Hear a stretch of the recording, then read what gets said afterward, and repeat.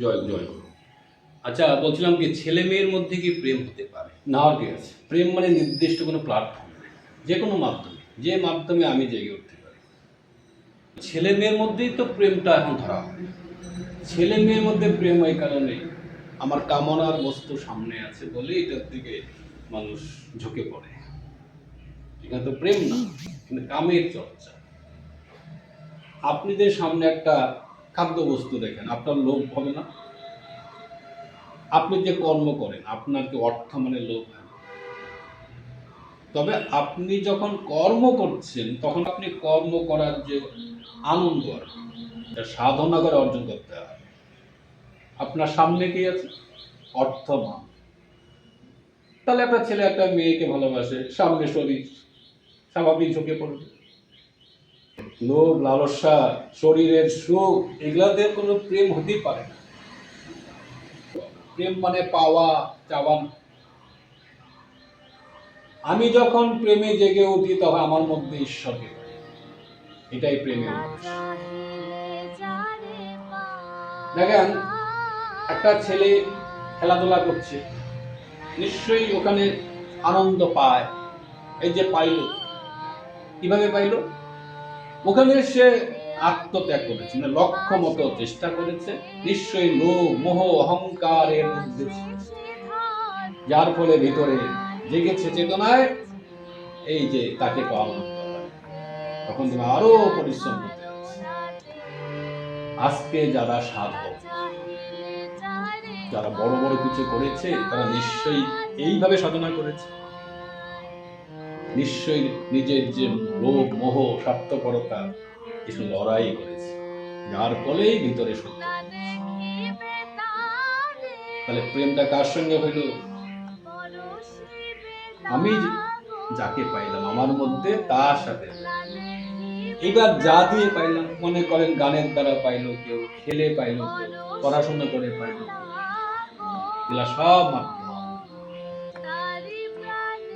যে ছেলেটা মনে করেন ফুটবল দিয়ে আনন্দ পায়, তাহলে কি সে ফুটবলের চামড়া দেখে?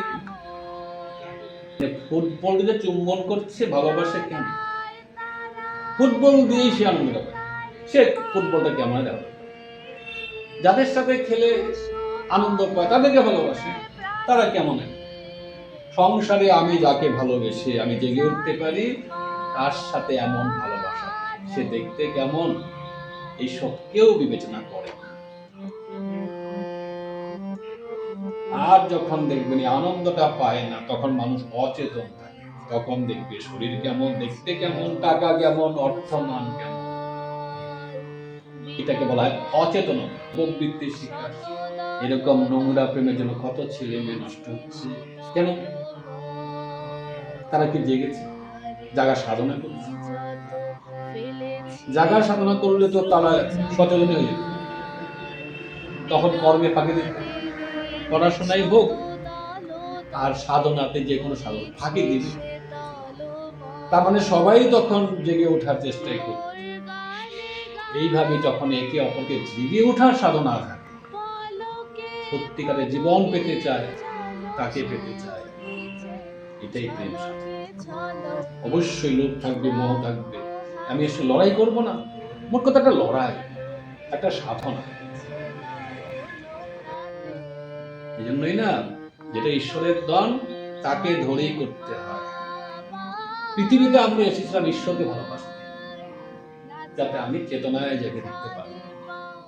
দেখা গেল ঈশ্বরকে ভালো না বেসে শরীর ভেবে আমি জাগতিক ভাবে অন্ধ, যার ফলে মানুষ এখানে দুর্বিষহ জীবন কাটাচ্ছে। এখানে পরিষ্কার জানবেন, যত যাবে ততই লাগবে। ভোগ করার সময় ভালো, পরে লাগবে না। এটাই জাগতিক ভালোবাসা, এটাই পাশবিক জীবনের নিয়ম। মানুষ এখান থেকে উঠে আসার জন্যই এই প্রেমের সাধনা করছে, ঈশ্বর সাধনা করে যাচ্ছে। এই প্রেম পাওয়ার জন্য ঈশ্বরের কাছে প্রার্থনা করে, তাছাড়া মুক্তি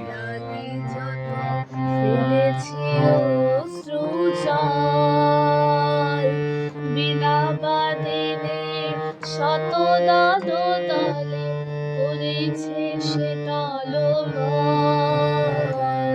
তারে লাগি যত ফেলেছি